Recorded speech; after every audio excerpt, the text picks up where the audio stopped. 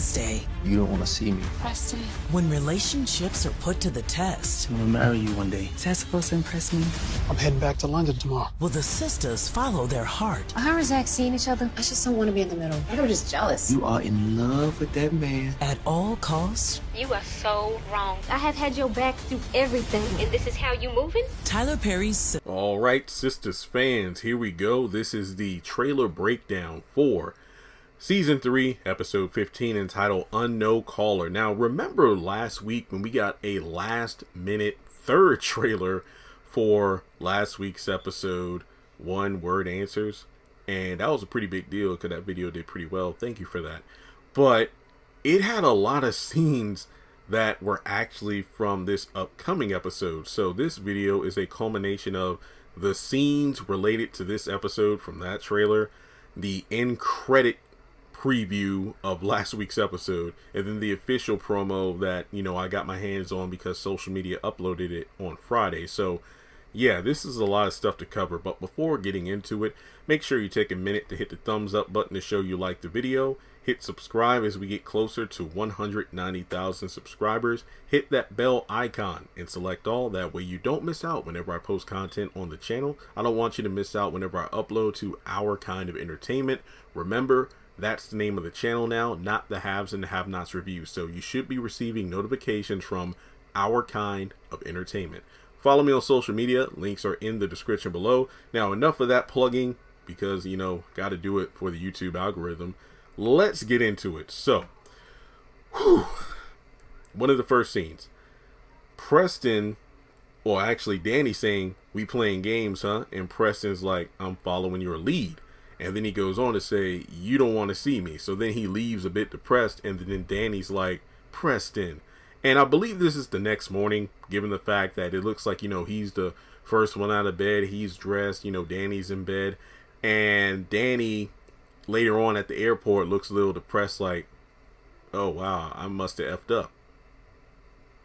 All right, so we go over to the first scene of the trailer, which is Karen calling out Zach's name. So then Aaron backs off, and from there he says, or basically he asks Karen, "What do I have to do to get Zach off your mind?" And then when he's like, "Wait, no, Zach, Aaron." So basically she calls him by the wrong name in casual conversation. Mind you, this is picking up where the episode left off last week. Then Aaron says what I feel every Fatima fan roll their eyes at. "You need to call him." Karen's like, "I have." And then he says, "You need to tell him how you feel." I'm confused as all hell because that makes no sense. It's one thing for Karen to try to chase after something, you know, trying to figure out, look, we need to work this out. Karen, there's nothing for you and Zach to talk about. Now, for Aaron to say this, he must be saying this in terms of, look, it seems like you need to get closure with Zach. You call him, tell him how you feel. What the hell? Like, even if she calls Zach and let's say he answers and said, "You know what, I still love you too," and they get back together, then what the hell was Aaron thinking about? This makes no sense to me. And I've talked enough about the whole Fatima and basically Karen's back and forth attitude. I'll wait until after this week's episode to really talk about it more, because I'm just like scratching my head like, Aaron, what? You just need to realize you're not the guy. I said this in another video. You are Will Smith, Karen is Jada, and Zach is Tupac. No matter how much money you got, no matter what you buy for Karen, no matter how good you treat her, she's always going to have you by the standards of Zach. So, you know, just leave it alone. And remember, in the other trailer we got, there's the scene where Zach, you know, is just in his boxers and he's on the phone. So he must be responding or, you know, listening to Karen's voicemail. But the next day or the next morning, he's talking with Fatima saying, "I'm gonna marry you one day." And Fatima's like, "Zach, don't you feel like we're moving too fast?" And then out of nowhere, she says, "Is that supposed to impress me?" Before she walks away and leaves to go to work. And Zach looks, you know, We only see him from the back, so, you know, he's probably looking, you know, like, damn. But I'm wondering if her saying, is that supposed to impress me? Maybe in reference to him saying, well, I got my own house now. Basically kind of throwing his wealth in her face. But obviously that doesn't really matter to her. And it's kind of strange because I'm not saying he's rushing to get married, but we know he's rushing to have her move in with him. Kind of like, you know, Aaron rushing this proposal. So from there, Robin is, you know, telling Andi about the fact that, hey, I leave to go to London tomorrow. And then Andy's like, okay. And then Robin asks, are you into me? And she smiles. So we know where that leads to in a couple episodes. Also, we have Sabrina speaking with Maurice at the bank. She's saying that, well, actually, Maurice, remember, I got to combine all the three of these trailers. Maurice is saying, why are you mad if you and Calvin aren't committed? And then in a very whiny tone, Sabrina says, I know that. So she says, well, maybe I'm just jealous. And then Maurice says, you're in love with Calvin. And then I think in the promo we got during the after show special months ago, she was like, you don't have to be in love with somebody to be jealous. So from there, I think the last scene to really talk about is the back and forth over the phone that Karen has with Andi. Now, she says, well, you're at least going to tell me if Fatima is talking about Zach, right?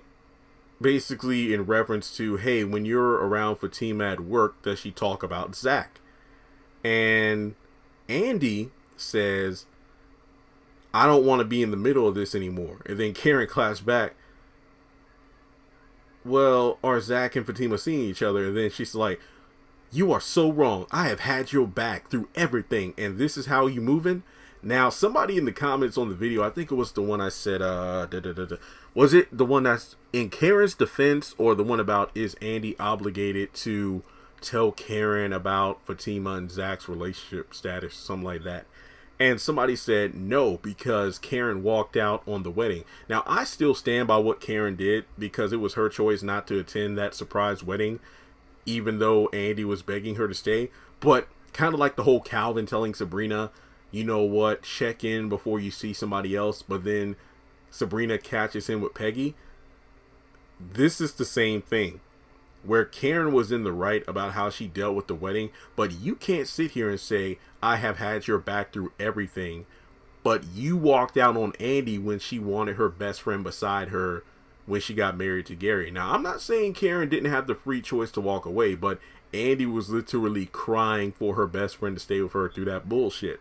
So now that's why Karen's like, I've had your back through everything, and this is how you move it. So she's going to have some kind of, you know, she's going to feel some kind of way about Andi saying, I don't want to be in the middle of this anymore. And to be fair, she's absolutely right, because when she says that she doesn't have anything to say, she doesn't, because guess what?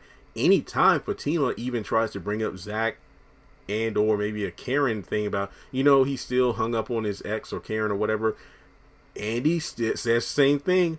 I don't want to betray my best friend. I'm not saying anything. So it's funny because how she doesn't want to betray her best friend, because she feels like divulging any information about the Zach and Karen dynamic from the past would be like betraying Karen in the present by helping Fatima right now in the present.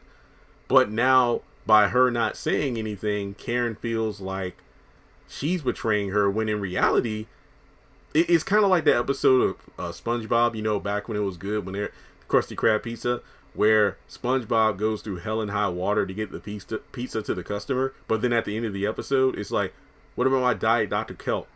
You call yourself a delivery boy? You're supposed to care about the customer. After everything SpongeBob did to keep that pizza safe and deliver it to the customer, he doesn't want it and then gets chewed out for it. The same thing's happening here with Andi. She's kept her mouth shut. She hasn't talked about Karen to Fatima.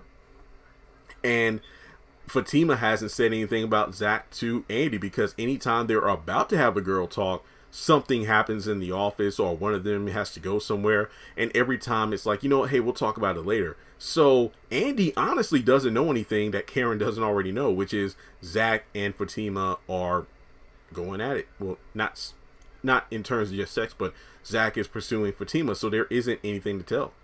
But then again, Karen is as blind as Andi was to Gary's flaws and still stayed with him. So as annoying as Karen seems to be now, Andi has been doing the same thing since season 1. Just to kind of put that out there. But regardless, unknown caller, I wonder if that's in reference to Zach getting, you know, the calls from Karen, even though he unblocked her number apparently. But that's all I have for this particular video. If we get a surprise trailer again, I'll be sure to cover it on Wednesday. But let me know your thoughts about the trailer as a whole. I'm just still tripping on Aaron telling Karen not only to call Zach, but to tell him how she feels. Like, come on now. This makes me even more nervous about that meeting they're supposed to have in her salon office, where she's like, did you hear me? And then he's like, yes, because remember, this the same thing what happened when Zach came over about the credit card thing. He broke down in tears, told her about how he felt, and then they started having sex. So Karen might do the same thing, but Zach better not reciprocate. That's all I'm saying. So thanks so much for tuning in. Like and subscribe and donate if you would like on PayPal or Cash App. Thanks so much for tuning in, and I'll talk to you all in the next one.